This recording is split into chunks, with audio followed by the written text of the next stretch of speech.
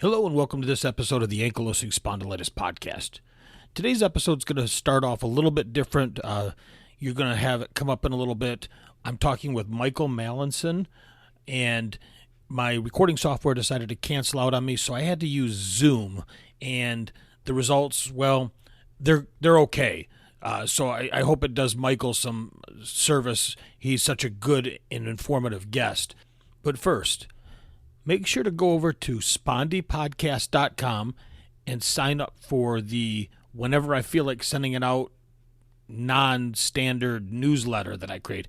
That way I can stay in touch with you and make sure that I get out really timely information if I come across it on ankylosing spondylitis or axial spondyloarthritis. So in today's episode, as I mentioned, I'll have a chat with Michael Mallinson about his experiences with ankylosing spondylitis and the advocacy that he's done in his home country of Canada, but also globally. Michael was diagnosed almost 40 years ago with ankylosing spondylitis.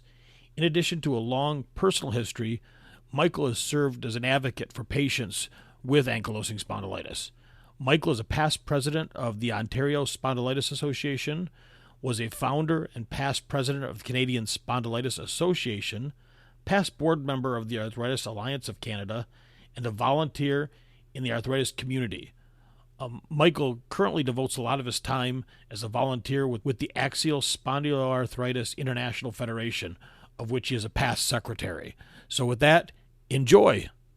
Well, Michael, welcome to this episode of the Ankylosing Spondylitis podcast. And based upon the introduction and what we're going to cover today, I may have to change that name at some point down the road. Welcome to the show. Thank you, Jayson, and thank you for having me. And yes, there's certainly time to change terminology around our disease.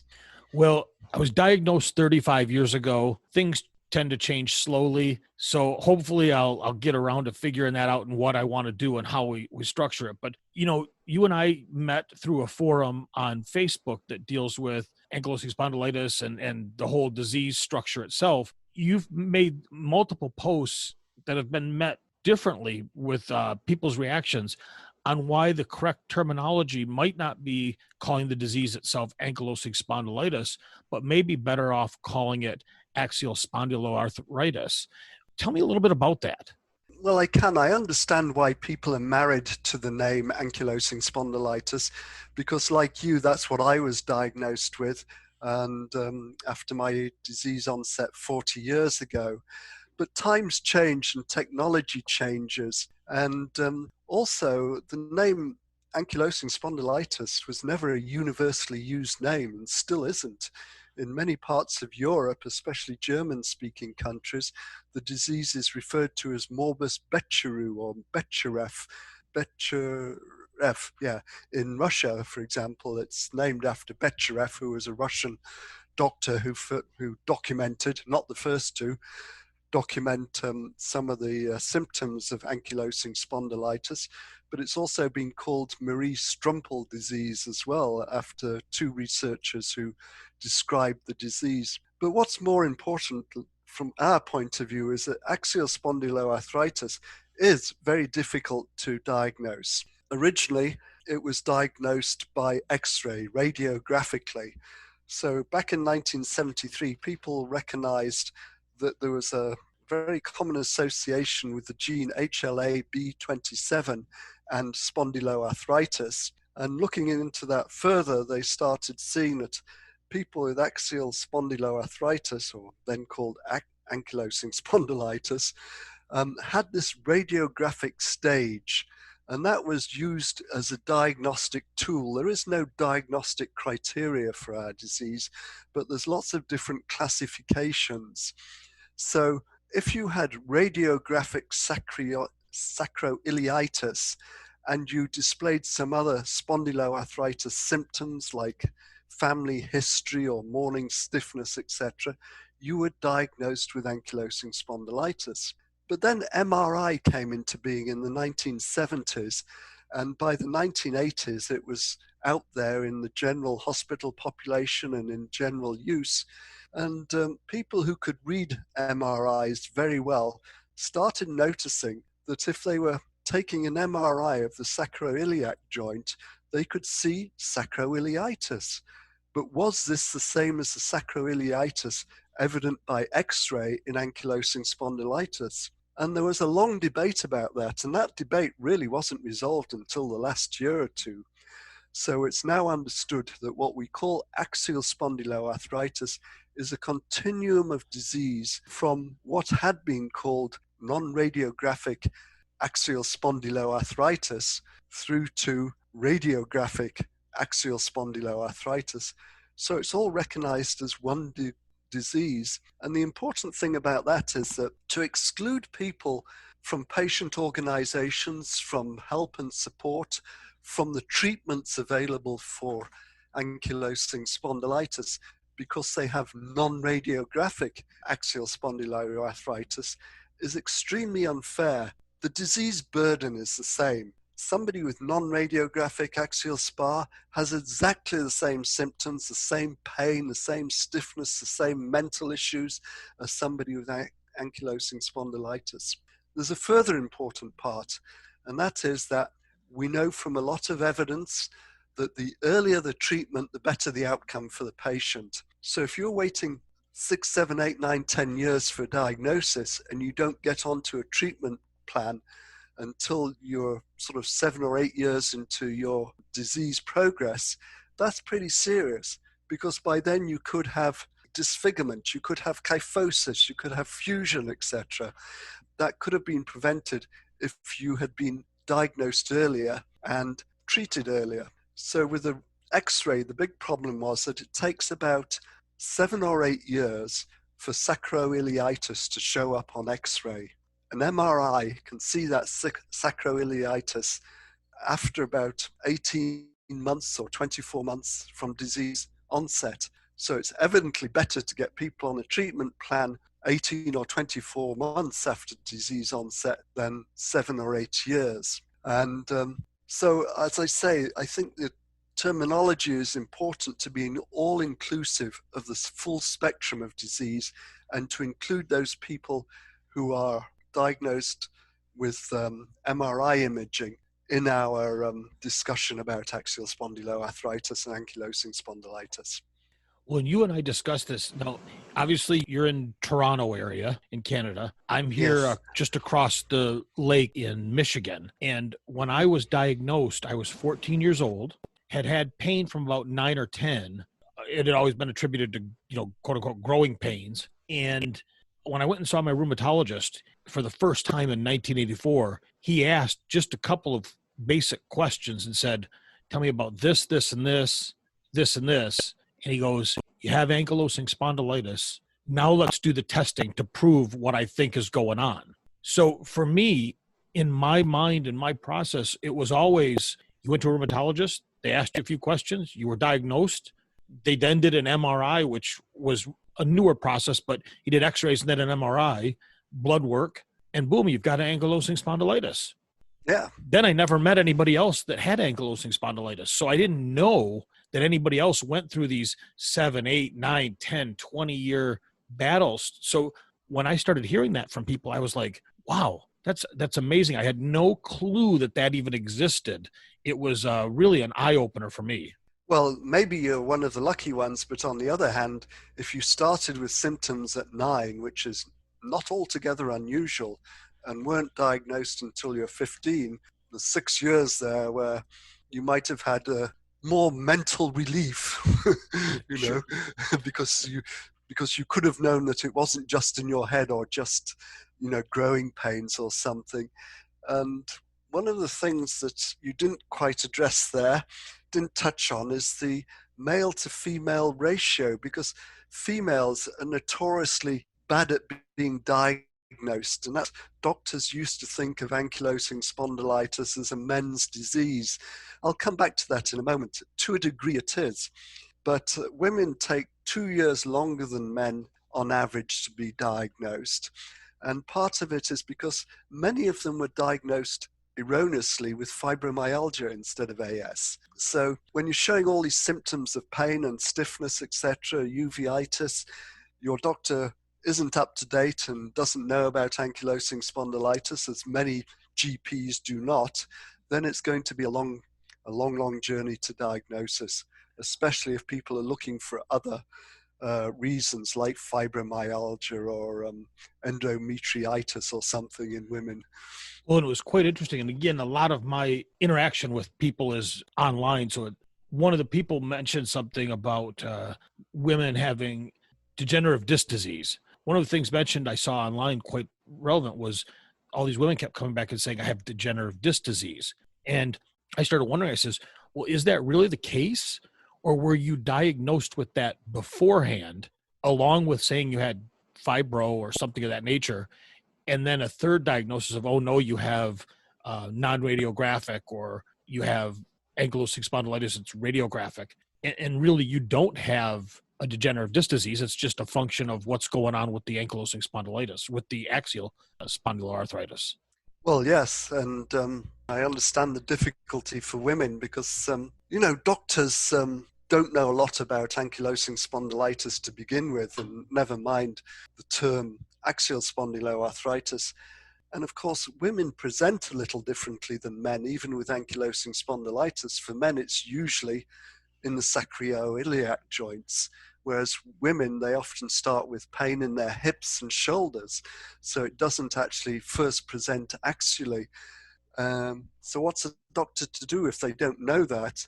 And of course, the other difficulty is that about 90% of the population at some time or other speak to their doctor about back pain. Of course, 99% of that back pain is mechanical. Our interest is in the 1% that is inflammatory back pain. So doctors may go off on the wrong direction right from the start and diagnose degenerative disc disease and not really be cognizant of the fact that there is an inflammatory back pain disease. But it's not an easy disease to diagnose. And what I hope the new terminology, the axial spondyloarthritis, allows for is more and earlier diagnosis. And I also hope it's a term that's used more universally. It's used very, very widely in Europe now. In America, it seems that the knowledge translation is somewhat slower, and people have really not adapted this term yet. Oh, we're take a while to change here. You latch onto something and it kind of sticks. And where I was going with that is here in the States, one of the preeminent places for treatment of the spondyloarthritis is the Cleveland Clinic.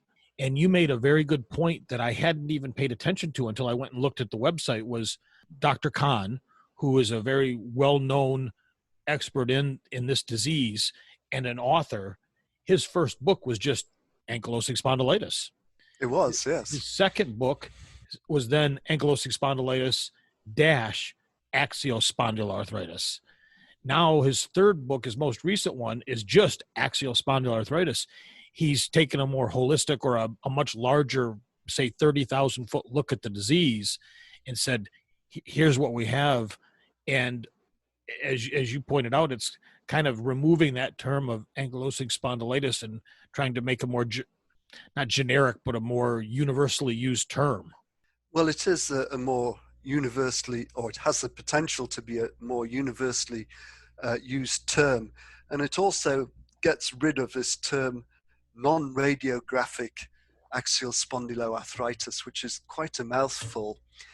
As I mentioned before, the disease burden is the same between non-radiographic and radiographic stages of axial spondyloarthritis, but there are some interesting differences. With ankylosing spondylitis, which is the radiographic stage of axial spondyloarthritis, it's about 2/3 to 1/3 men to women. And it's not really clearly understood why the non-radiographic stage doesn't always progress to the radiographic stage. But conversely, the non-radiographic stage, we see more in women. So it's 2/3 women and 1/3 men. So if you add the two together for axial spondyloarthritis as a whole, it's a 1-to-1 relationship. And that's important to note, because women were poorly diagnosed and had a longer time to diagnose in the past. So the non-radiographic stage allows them to be diagnosed earlier. But the other thing about calling the whole disease spectrum axial spondyloarthritis now, as researchers and leading clinicians are starting to do, instead of breaking it into the two stages, is that it allows people with early non-radiographic stage of disease to have the same treatments that people with ankylosing spondylitis have. In other words, biologics. I don't know about the situation in the United States and Canada. There's only one biologic actually approved for non-radiographic axial spondyloarthritis at this moment. I think they will all be approved eventually. But as we know, the earlier the diagnosis, the earlier the treatment, the better the outcome. Sure.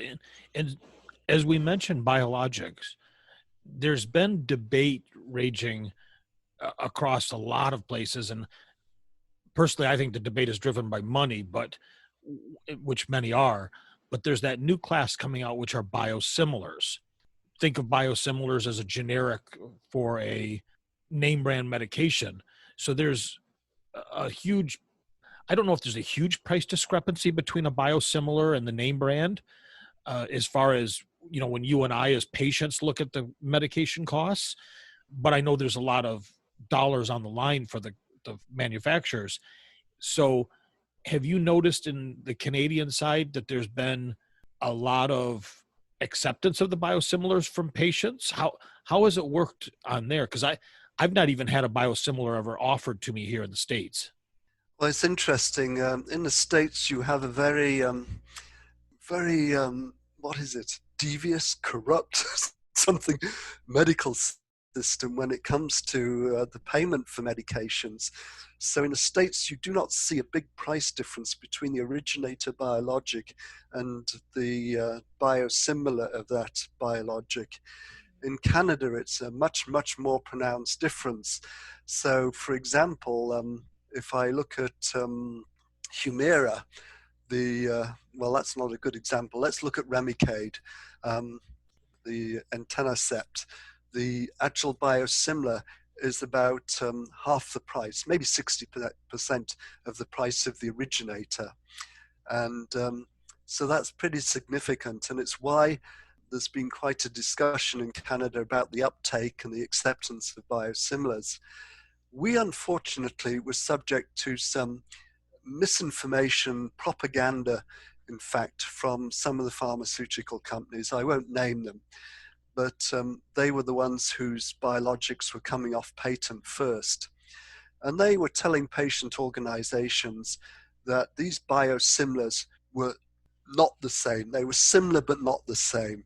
They were made in crappy facilities in crappy countries like Korea and India. And that there were problems with the naming convention, so that people wouldn't know what drug they were actually on, if it was the originator or the biosimilar. All of these things proved to be very, very wrong. And in Canada, I think we were fairly advanced about it. Patient organizations, at least some of them, didn't have the wool pulled over their eyes with that propaganda and accepted the fact that biosimilars are the same as originators. And how can I say that when they're called biosimilars? I was very fortunate to attend the National Institute for Bioprocessing Research and Training in Dublin, Ireland, quite a few years ago, and see how biologics are made and understand what biosimilars are. So the thing to understand about a biologic is that the biologic that you take today is not the same as the biologic that you took last time. And that's because the manufacturing process is so complex that they can't always get it spot on. It's not like generic drugs, which are small molecule chemical drugs. A biologic molecule, it's a large living molecule, very, very complex. And the production is allowed within tramlines of variance. So that variance happens in the manufacturing process naturally. And in fact, you can get a trend in one direction or the other. So the Humira or the Remicade that you take in North America is not the same as the Remicade or Humira that you take in Europe because of this diverging trend from the original. When biosimilars were approved, they were approved not on the basis of clinical trials. They were approved on their chemical similarity to the originator biologic. They were given tighter tramlines of variance. So in fact, a biosimilar of Remicade is actually closer to the original Remicade than the Remicade may be that somebody is taking at the moment. Does that make sense? It does. It's squirrely, but it makes sense. In fact, a biosimilar is closer to the original biologic than a generic drug is to its original chemical drug. And that is because when you look at a generic drug, I don't know what it is, some sort of aspirin, say, it's got fillers and stuff in. You don't know what else it's got in. It's got its active ingredients, and then it's got fillers and adherents and stuff in there to hold it together in pill form. So it is less like the originator drug than a biosimilar is like to its originator biologic. So they are it's the same drug.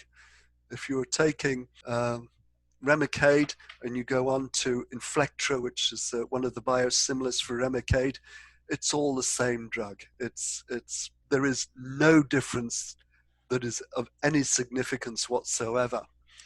And that's the thing that patients need to understand, because in Canada, we have 19 different health systems here. Each province, read state, each province has its own healthcare system, and then there's some healthcare systems for veterans, etc.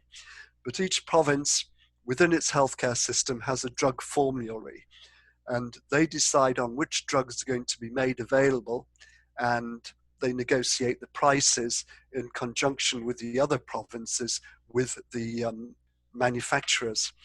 So if a manufacturer is coming along and saying, hey, I've got a biosimilar and it's 40, 50, 60% cheaper than the originator, those drug formularies are going to look up and say, wow, we need to do this because our medical costs are going sky high. And, all these so-called orphan diseases with specialist drugs and the biologics are hugely expensive. We need to decrease our costs. There's a huge saving to the healthcare system and society if we allow biologics to be paid for by the province. Then if they can reduce that cost with biosimilars, that's even better. And following the scientific evidence, they said, well, we're actually going to make patients switch from the originator to the biosimilar. And there was a bit of a hue and cry about this because of the, shall we say, propaganda efforts put out by the pharmaceutical companies. But in the end, in the case of British Columbia, which was the first province to do this, there was a lot of hue and cry. But in the last analysis, the switchover went very smoothly and better than anybody expected, because one of the effects of the letters that the pharmaceutical companies sent out to patients on their drug, telling them to be aware of biosimilars, was that those patients took that letter to their doctor explained it properly, and they said, oh, sure, I'll switch to the biosimilar. So it kind of backfired on them. The law of unintended consequences. Yes, exactly. So in British Columbia, there was a very, very good uptake of the biosimilar, and that's now rolled out in Alberta, and it's coming to all the other provinces as well. And I think that's a good thing for society because it means less cost in the healthcare system, and it's also a good thing because you take somebody who might otherwise not have been at work, they can get on a biosimilar now because it's affordable, and they're back at work and they're paying taxes and sustaining society. So is it the case where, like, if I went 20 miles away, I'm in Canada, I'm in Sarnia. Yeah. If I was living there, which is part of Ontario, if I'm a new person, like I walk in the door, I'm diagnosed, and they say, let's try you on Remicade infusions. Mm-hmm. Am I going to get Remicade? Am I going to get the biosimilar, or I'm am I going to get a choice? You will not get a choice. New patients go on the biosimilar. Okay. Yeah. And I've not heard any complaints. I've not seen anybody welling up and saying it does, besides the fact that Remicade style medication might not be the appropriate biologic for you. Mm-hmm. I've not heard anybody say the biosimilar is, and I guess you really wouldn't know if you were on a biosimilar whether it was better or worse than the actual name brand version. But I've not seen any welling up of people complaining one way or another. Well, I haven't either, and I'm a little surprised by that. But then one thing that I learned about the American system is that people are switched between biologics all the time for insurance purposes. And that's something that hasn't really happened in Canada. You go on one biologic and you stay on it if it works for you. If it doesn't, as many of them tend to fail after a while, or maybe in 30% of patients, they don't work at all in the first instance. But if you find one that works for you, you stay on it. Whereas I discovered in the States that people are often switched because they're working for an employer who is always looking to cut their costs, and they switch their drug plan every 5 years or something. So people are forced to switch just because their drug plan won't cover their existing one, or something like that. It can be. There's the way it usually works is you're with insurance company A through your employer, and employer switches to insurance company B, and you're on Cosentyx, let's say. Mm-hmm. Well, there isn't a biosimilar that I'm aware of for Cosentyx because it's still a patented new drug. So the insurance company says a biologic is a biologic is a biologic. You know, I don't understand any of the differences. I don't care to. All I know is that I'm paying $4,000 a month for Cosentyx, and I can switch the guy over to a biosimilar of Remicade for $1,500, whatever the amount, the math is. Yeah. So they say no. Well, it's like a lot of things. The squeaky wheel gets the grease. They're going to send you a letter that says no. Then you're going to go back to them and say, but I need it. They're going to come back and say no. Then you're going to send a doctor letter that says, well, I need it. And then they're going to say, well, no. And then your doctor is going to write a third letter generally. Second letter might do it, but generally the third letter says, look, he's on Cosentyx. There is no alternative. And if he goes off Cosentyx, you're going to be looking at higher costs potentially for A, B, C, whatever A, B, and C is. And then the insurance company says, all right, we'll think about it. Yeah. And that think about it just means somebody has to look at it and say, yeah, this is going to cost us a whole lot more than this. Boom, you got it. Doesn't always mean it'll work that way, but it's generally if you push them hard enough. Now, it's a little bit harder, for example, if you're on an anti-TNF when there's Remicade, Enbrel, Humira. There's a number of options that can be rolled into there. Then they may push you towards something different. But if it's working and your doctor writes the letter the right way, chances are it'll be approved. Yeah. But it is a hoop to jump through. And as a person with a chronic debilitating disease, it's the last thing you want to be dealing with is here's something that helps me. And all of a sudden I just got potentially the carpet yanked out from under me. And now I got to start this whole goofy process over that, you know, it's really a pain. Well, it is a pain, and patients are not well equipped to do that because you're already suffering from fatigue and maybe anxiety and depression because of your disease, and who wants to have to fight for it? Right. That's not good, and I think there's a lot of advocacy to be done around that. And you mentioned Cosentyx, and that's an interesting case because Cosentyx was a biologic that's made with much newer technologies than they had when the anti-TNF biologics were developed. So it was cheaper to produce. So Cosentyx, even as an originator biologic, is cheaper than the anti-TNF inhibitors. Yeah, it's really a squirrely situation with medical drug pricing.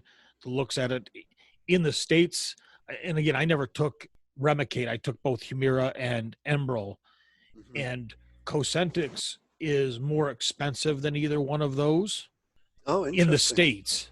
Yeah. But I also know drug companies charge more for drugs here in the States, so they can charge less in other places and use that as an offset. So it may be cheaper in Canada based upon contracts worked out with the Canadian drug company, or not drug companies, but the Provinces. province healthcare Mhm. plans. So it's always interesting to talk to somebody in different places to find out what they're paying for different drugs, because here in the States, if our health insurance covers it, we generally don't pay a whole lot of attention, which is what they want. Whereas you may get a more detailed breakdown of what your medications cost. Even if you don't pay them directly out of pocket, you still might get a better breakdown. I don't know. And that could be different, seen different in Germany, and could be seen different in Australia. Yeah, actually, one of my objections to the way drug pricing is done in Canada is that the negotiation point is taking a basket of prices from 7 countries, one of which is the United States, and I think that skews the basket badly because drugs are so expensive in the States, and I think in Canada we should throw that price out of the basket and look at a lower cost. So in Canada, all the provinces used to negotiate drug prices individually, and then they got together in a pan-Canadian coalition, if you like, and they negotiate en masse with the drug companies. And as I say, they use this basket of prices from other countries as a starting point, and they want to drive it down to that point or somewhere near the average of that point. In the States, I may have this wrong, but I understand that there is no sort of large negotiating body. It's really between the manufacturers, the pharmaceutical companies, and the insurance companies, and nobody else has much of a say in it. And then I understand that there's a kickback. There may be another nicer way of saying that, a kickback from the pharmaceutical companies to the insurance companies. So the insurance companies aren't motivated to negotiate for reduced prices. This is my understanding of why drug prices in the States are so high, because the insurance companies don't have that incentive to negotiate lower prices. And that could be, you've seen here in the States, there's been a push by many of the bigger insurance companies to buy their own distribution arms, to buy pharmacies, basically. Yes. And so I think that is, if the terminology kickback is used, it was probably a negotiated payment for distribution, or however you want to use it to offset different things. I'll use Cosentyx as an example. It's about $4,000 a month from my shots. So if I get that 4,000, but then I turn around and say, well, CVS, you're distributing it. Here's $500 for your problems.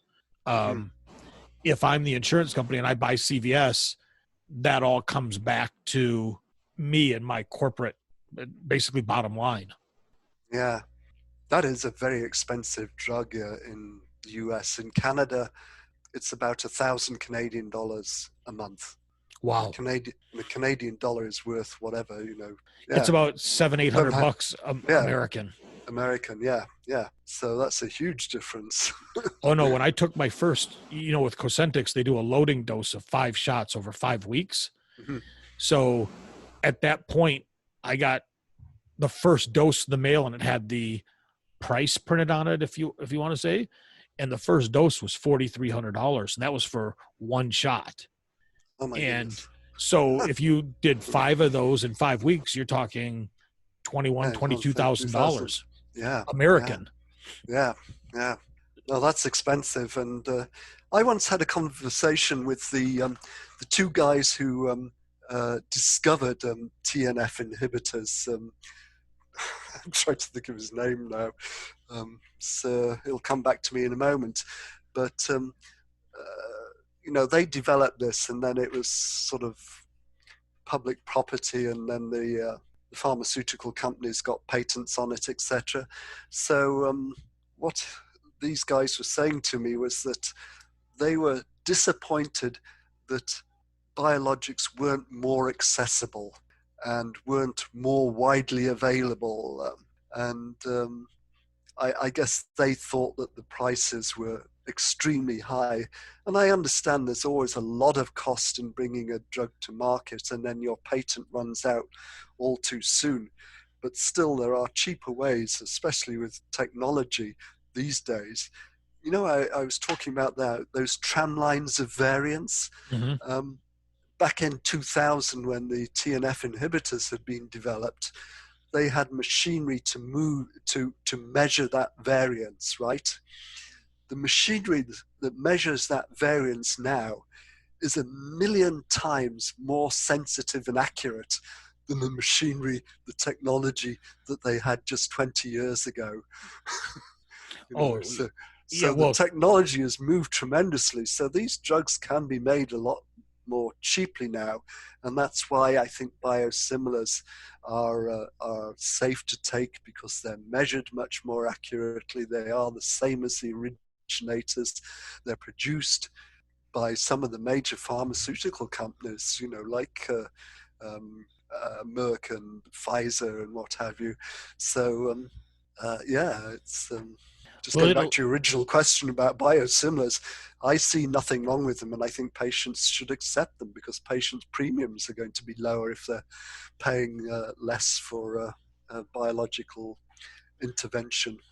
Yeah, and it's like anything else. It's really a matter of time. And well, there's not a biologic, like I said, for Cosentyx at this point. When you look at the biologics for, if you're on Remicade, or I don't know if there's one for Enbrel, but I imagine there probably is, based on how long that drug's been around. And I'm sure there's also one for Humira. Just those three alone, Remicade and Humira, I believe, are two of the most widely prescribed medications in the world, not just the United States, but in the world. They are, yes. So the dollars on the line for the name brand versus the biosimilars are massive, which is why I can certainly understand the large companies not wanting people to start to shift over, because these are really cash cow medications for them. You know what I said to one of the pharmaceutical companies when they were talking about defending their marketplace? I said, well, if you were a car manufacturer and somebody came along with a better, cheaper car, what would you do? You wouldn't slam the car. You wouldn't say it's a piece of rubbish, it's a lemon, it's poorly made and all the rest. You would go out and you would build a better car, a cheaper, a higher quality car at the same price point. So why aren't you doing that with the drugs? I never got a good reply on that. And you won't, because they don't have to. Because they don't have to, yeah. And until the way the U.S. market goes is the way the rest of the world will go, so to speak. Mm-hmm. And if the U.S. market doesn't change, then it doesn't force/benefit the rest of the world market. We've heard this by ordering drugs, as Americans ordering drugs from Canada or bringing them in from Mexico. The drug companies will run ad campaigns here in the States about how unsafe it is to do that. Mm-hmm. Yeah. Well, wait a minute. So the high blood pressure med in Canada is not safe for them, and you're selling it to them, and only the one here in the States is safe for me? Or are they the same meds, just at a fraction of the cost, and you don't want me to go get them there? Now, that was also not unfair to the Canadian, or not fair to the Canadian healthcare system, because it meant that you as Canadian taxpayers were then subsidizing American drug buyers. Yeah, so I know. And the funny thing is that those drugs that are from Canada are FDA approved anyway. Exactly. Because the Canadian Health Canada, or its agency that actually approves the drugs, usually doesn't do it until the FDA is approved. There are some exceptions, but by and large, Canada follows the FDA's approach. Yeah. I've actually remembered the name of those two individuals who developed the TNF inhibitors. It's Marty Feldman and Tiny Rainey. Tiny is his nickname because he's a very large man, very tall man. But it was Marty Feldman that I was speaking with who made that comment about he wished that the biologics were more accessible to more people. Yeah. We think we have problems in North America, but then you think about people in in Bangladesh or Thailand or something where they don't have the same health infrastructures. Yeah, I know I see quite a few people post from India, Mhm. but they have a fairly large and robust healthcare system, I believe, in the cities, but the rural areas are a whole different ballgame. Yes. And then when you head farther east from India and you go through all of Southeast Asia, I think again in the metropolitan areas you'll find a more robust healthcare system for those that can afford it. Yeah. And outside of that, you're left to your own. And I can't imagine dealing with a disease like this with no access to any healthcare. Yeah. Yeah. No, it must be quite alarming, although I do have to say that to manage your disease, to take charge of your disease, I do think requires lifestyle changes. And I see quite a lot of people who are not really willing to change their lifestyle. They just want to pop a pill or eat turmeric or something. They're looking for that silver bullet that will help them. But you have to take charge of your own health care. You have to advocate for yourself, and you really have to change your lifestyle so that you can live life to the fullest. Yeah, and I know I catch heck for this every time I go to the doctor. I'm probably carrying 50 pounds more than I should. And I've had bilateral hip replacements. And the doctor is always on me about, do you know how much extra pressure that puts on your hips? Yeah. Carry that extra weight. So it's a good example here in the States that it's very challenging anywhere to make that adjustment. Just in eating is a challenge. And I know that can reap huge benefits for anyone with this condition. Well, it can. And it's odd, isn't it, that when I was first diagnosed 10 years after disease onset, I was told it's a men's disease, and the people that I first came into contact with, who were fellow spondies, were elderly, thin white men. Mm-hmm.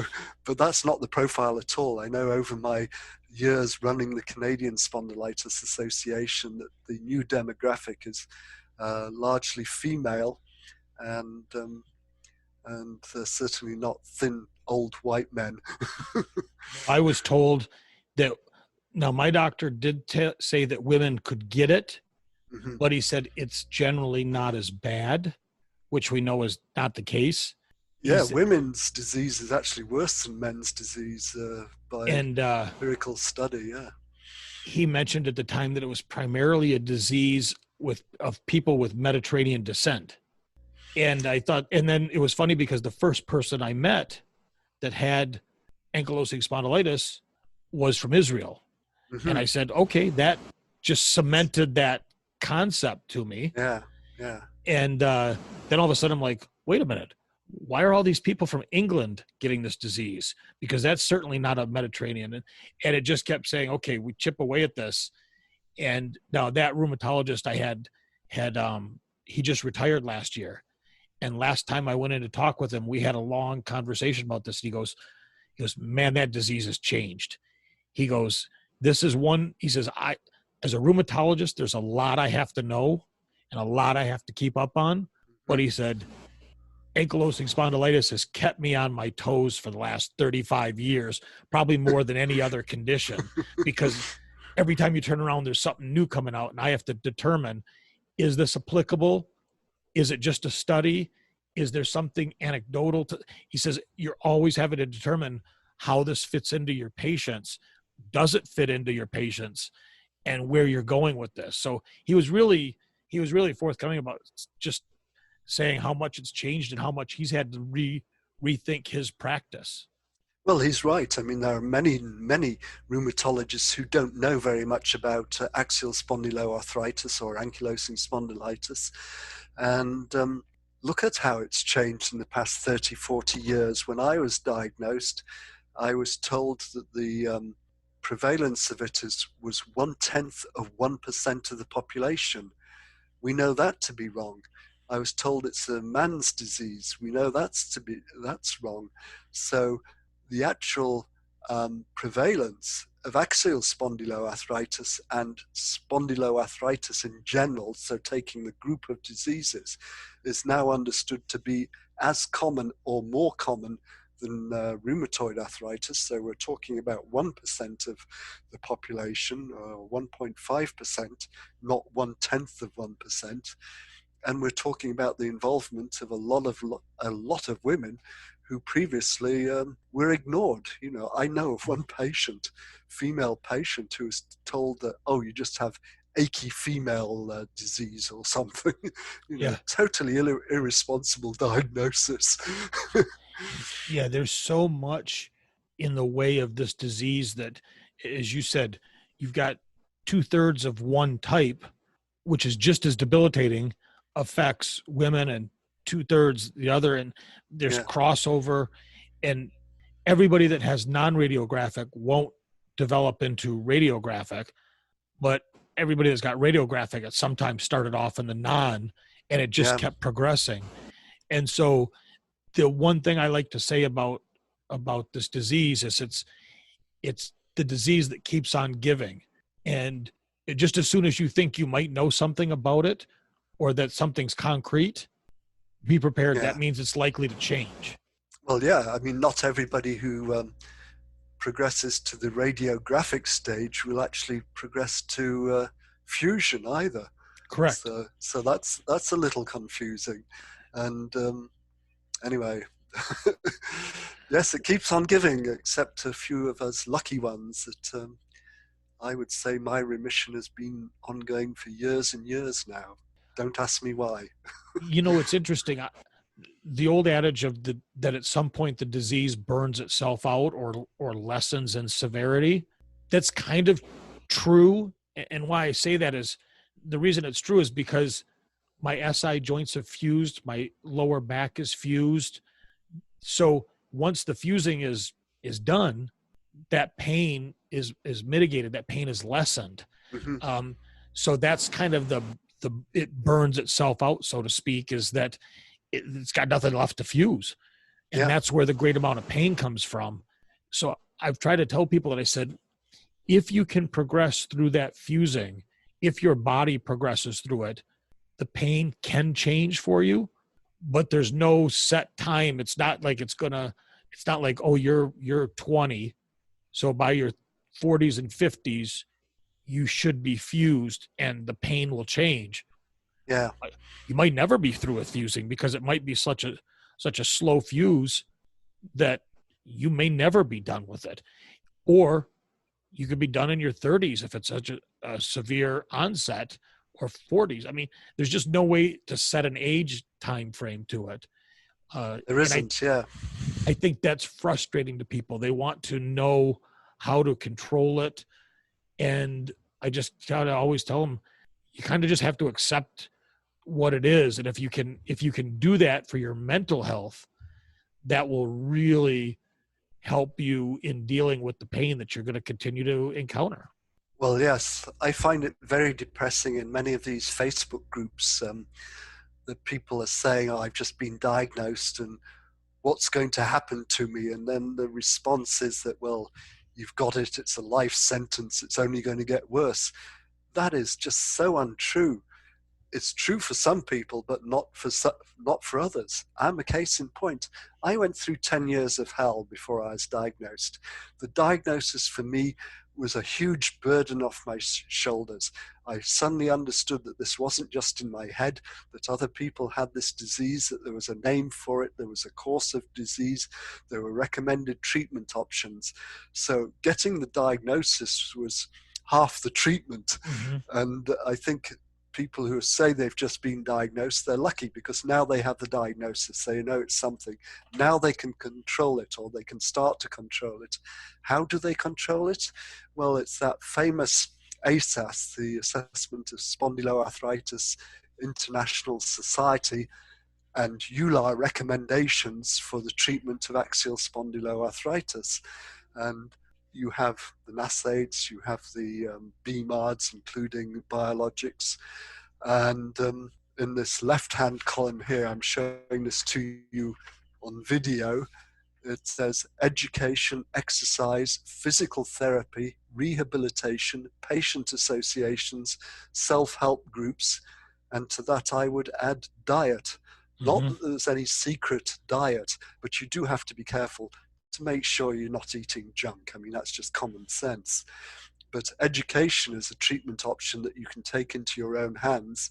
It requires a lifestyle change, as does diet, but you can improve your life by exercising, educating yourself. Personally, I find that all my years of volunteering in this axial spondyloarthritis community has been therapeutic and very educational. So the more you know about the disease, the better you're able to understand it and cope with it.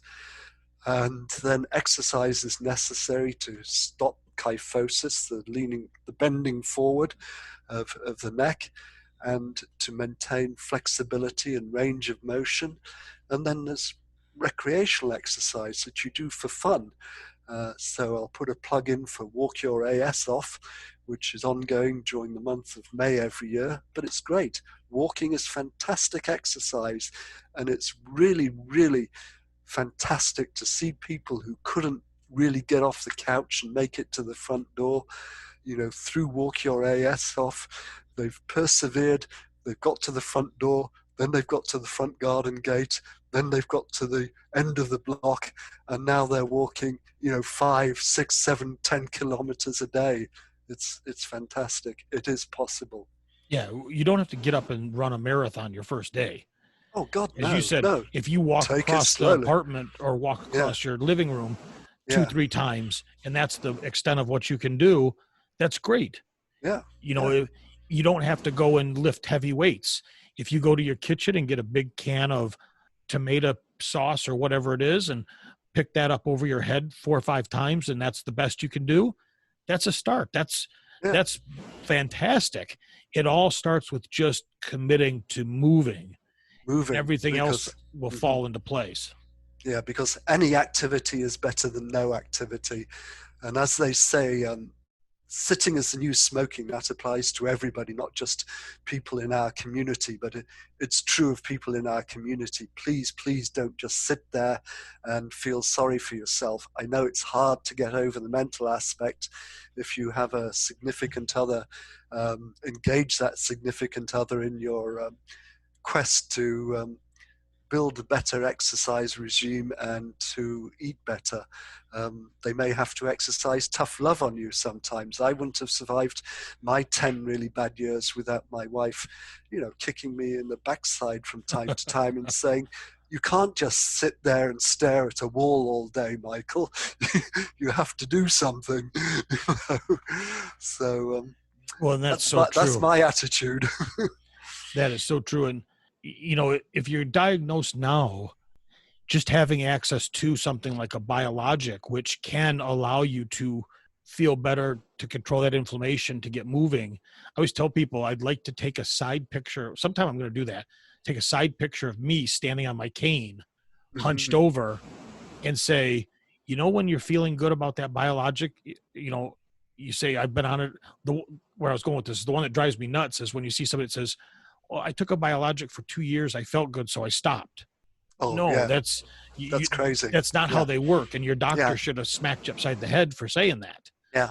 You just having the function or the ability to get on a biologic and control that inflammation. Yes, it's going to probably be for the rest of your life or for at least the foreseeable future until something different changes. But take it, control that inflammation, because the damage that rampant inflammation can do is, and that's where I say I'd like to get the picture of me standing hunched over on a cane. This is what uncontrolled inflammation can do to you.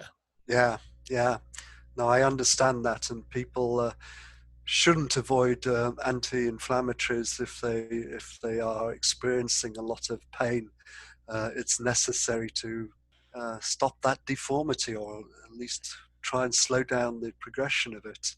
It There is is. something now called, there is an idea now called treat to target. It works very well in rheumatoid arthritis because rheumatoid arthritis is much more measurable than ankylosing spondylitis is in terms of, the number of painful joints and stuff like that. So treat to target doesn't really work quite as well in axial spondyloarthritis as it does in rheumatoid arthritis, but it's basically setting a goal, and the goal is treatment stability. And when somebody's on that stable treatment, whether it's an NSAID or whether it's a biologic, then you can start looking at reducing the dosage. So it has been tested and it does work, so that people who are on biologics can start taking doses at longer intervals or reduced doses. So treat to target is something that's very interesting coming down the line, as is personalized or precision medication. At the moment that any one biologic only works on about 70% of the patients who are given it. So you find that patients are revolving through the biologics until they find the one that works for them. With precision medication, you will be matched up to the biologic that works for you from day one. There's no need to waste a lot of time revolving through these things. Yeah, I did an interview a few months ago with a research rheumatologist at the University of Michigan Hospital. And that's one of the things that they're working on, is the way to go in and identify which biologic will work so that it's not such a crapshoot and say, oh, we're going to move this patient A right to Cosentyx or to Humira or Remicade or whatever. Yeah. Because we've identified and been able to identify that that's what they're going to respond to. So very interesting stuff coming down the pipeline, and very interesting stuff that has been done in the last 30 years.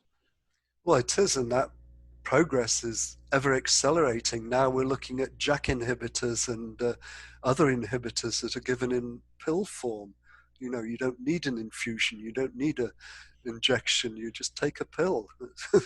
Sounds good to me. Exactly. So, well, Michael, with that said, I really appreciate your time today, and I look forward to interacting more with you online, and we'll see about maybe in 6 months or so having you back on, and we'll see if I can get some other folks who will get a more robust conversation just on axial spondyloarthritis and the removal of even the differentiating it further underneath there from radiographic versus non-radiographic. Yeah, absolutely. It's been a pleasure talking to you, and there's lots coming down the line as we've discussed, and we didn't even talk about World AS Day. No, that we'll do that on the next episode in prep for the 2021. Good stuff. Since we're coming and going real quick on this, but Michael, thank you again for your time. And, thank you, Jayson. I look forward to talking to you again. And me talking to you too. I look forward to it.